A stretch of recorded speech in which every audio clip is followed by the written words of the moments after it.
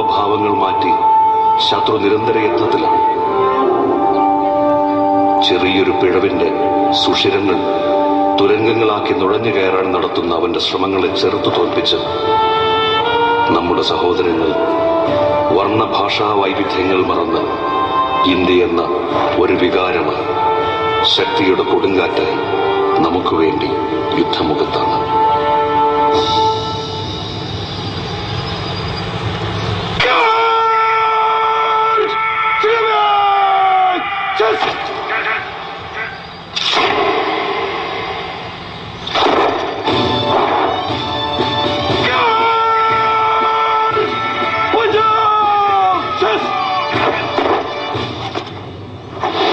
അവിടെ നിന്നും അവർ നമ്മോട് പറയുന്നത് ഇങ്ങനെയാണ്: നിങ്ങൾ ധൈര്യമായി ഉറങ്ങിക്കൊള്ളൂ, ഞാനിവിടെ ഉണർന്നിരിക്കുന്നു.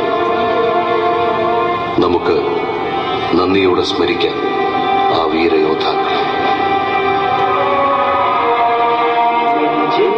നെഞ്ചിൽ തുടികൊള്ളും ഒരു ശബ്ദം, ജയ